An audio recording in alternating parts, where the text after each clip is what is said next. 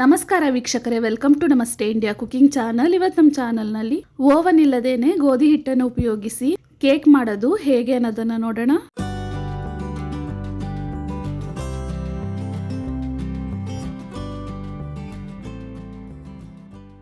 Measuring ಕಪ್ನಲ್ಲಿ ಅರ್ಧ cup ಬೆಲ್ಲದ ಪುಡಿಯನ್ನು ತಗೊಂಡಿದ್ದೀನಿ. ಇದನ್ನು ಜಾರ್ನಲ್ಲಿ ಹಾಕಿ ಪುಡಿ ಮಾಡ್ಕೊಳ್ತಾ ಇದ್ದೀನಿ. ಹಣ್ಣಾಗಿರುವ 2 ಚಿಕ್ಕ ಪಚ್ಚ ಬಾಳೆಹಣ್ಣನ್ನು ತಗೊಂಡಿದ್ದೀನಿ. ದೊಡ್ಡದಾಗಿದ್ದರೆ 1 ಹಾಕಿದ್ರೆ ಸಾಕು. ಇದನ್ನು ಚೆನ್ನಾಗಿ ಮ್ಯಾಶ್ ಮಾಡ್ಕೊಬೇಕು. ಬಾಳೆಹಣ್ಣನ್ನು ಚೆನ್ನಾಗಿ ಮ್ಯಾಶ್ ಮಾಡಾದ್ಮೇಲೆ ಪುಡಿ ಮಾಡಿರುವ ಬೆಲ್ಲವನ್ನು ಹಾಕ್ತಾ ಇದ್ದೀನಿ. ಇದರಲ್ಲಿ 1/4 ಕಪ್ ಸನ್ಫ್ಲವರ್ ಎಣ್ಣೆ, ಕಾಯಿಸಿ ತಣ್ಣಗೆ ಮಾಡಿರುವ ಹಾಲು 1/4 ಕಪ್ ಮತ್ತು 2 ಟೇಬಲ್ ಸ್ಪೂನ್ ಹಾಕ್ತಾ ಇದ್ದೀನಿ. 1/4 ಕಪ್ ಹುಳಿ ಇಲ್ಲದ ಮೊಸರು ಹಾಕ್ತಾ ಇದ್ದೀನಿ. ಇದನ್ನು ಚೆನ್ನಾಗಿ ಮಿಕ್ಸ್ ಮಾಡ್ಕೊಬೇಕು.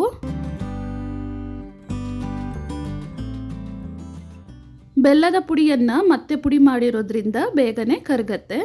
ಇದರಲ್ಲಿ ಸ್ವಲ್ಪ ಟೂಟಿ ಫ್ರೂಟಿ, ಸಣ್ಣದಾಗಿ ಕಟ್ ಮಾಡಿರುವ ಗೋಡಂಬಿ, 1 ಟೀ ಸ್ಪೂನ್ ವೆನಿಲಾ ಎಸೆನ್ಸ್ ಅಂದರೆ 5 ml ಅಷ್ಟು,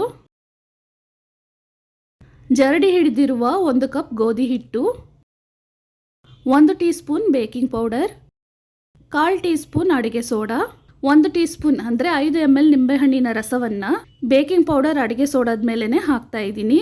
ಈ ರೀತಿ ಹಾಕಿದಾಗ ನಿಮಗೆ ಕೇಕ್ನಲ್ಲಿ ಸೋಡಾ ಸ್ಮೆಲ್ ಬರೋದಿಲ್ಲ. ಇದನ್ನು ಚೆನ್ನಾಗಿ ಮಿಕ್ಸ್ ಮಾಡ್ಕೊಬೇಕು.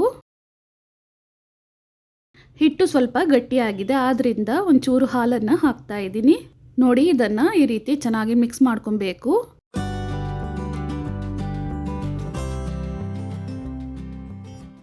ಹಿಟ್ಟಿನ ಹದ ಈ ರೀತಿ ಇರಬೇಕು.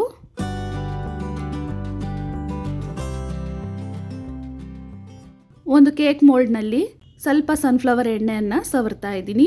ಒಂದು ಸ್ವಲ್ಪ ಮೈದಾ ಹಿಟ್ಟು ಅಥವಾ ಗೋಧಿ ಹಿಟ್ಟನ್ನು ಹಾಕಿ ಎಲ್ಲ ಕಡೆನೂ ಹರಡೋ ರೀತಿ ಮಾಡಿ ಉಳಿದ ಹಿಟ್ಟನ್ನು ಚೆಲ್ಬಿಡಬೇಕು. ಇವಾಗ ಮೋಲ್ಡ್ನಲ್ಲಿ ಕೇಕ್ನ ಹಿಟ್ಟನ್ನು ಹಾಕ್ತಾ ಇದ್ದೀನಿ. ಇದನ್ನು ಈ ರೀತಿ ತಟ್ಟಬೇಕು. ಇದ್ರ ಮೇಲೆ ಸ್ವಲ್ಪ ಟೂಟಿ ಫ್ರೂಟಿಯನ್ನು ಹಾಕ್ತಾ ಇದ್ದೀನಿ. ಕಡಾಯಿನಲ್ಲಿ 1 kg ಮರಳು ಹಾಕಿ ಹಿಟ್ಟು ರೆಡಿ ಆಗುವ 5 ನಿಮಿಷ ಮುಂಚೆನೆ ಬಿಸಿ ಮಾಡಿದ್ದೀನಿ. ಇದರಲ್ಲಿ ಈ ರೀತಿ ಒಂದು ಸ್ಟ್ಯಾಂಡನ್ನು ಹಾಕಿ ಕೇಕ್ ಮೋಲ್ಡನ್ನು ಇಡ್ತಾ ಇದ್ದೀನಿ. ತಟ್ಟೆಯನ್ನು ಹಾಕಿ ಮುಚ್ಚಿಟ್ಟು ಹೈ ಫ್ಲೇಮ್ನಲ್ಲೇ ಇದನ್ನು 20 ನಿಮಿಷ ಬೇಯಿಸಬೇಕು.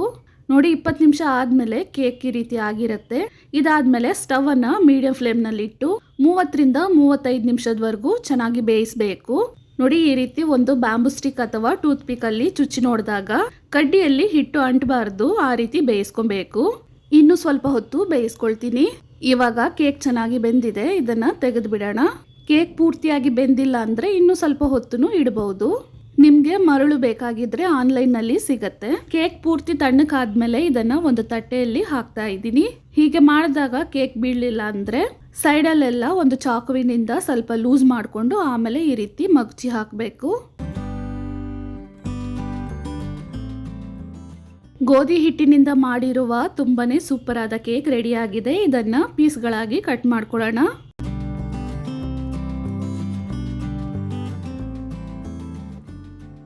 ನೋಡಿ, ಈ ರೀತಿ ರುಚಿಯಾಗಿ ಹೆಲ್ತಿಯಾಗಿ ಮನೆಯಲ್ಲಿನೇ ಕೇಕನ್ನು ತಯಾರಿಸ್ಬೋದು. ವೀಕ್ಷಕರೇ, ಈ ವಿಡಿಯೋ ನಿಮಗೆ ಇಷ್ಟ ಆಗಿದ್ದರೆ ನಮ್ಮ ಚಾನಲನ್ನು ಲೈಕ್ ಮತ್ತು ಸಬ್ಸ್ಕ್ರೈಬ್ ಮಾಡಿ.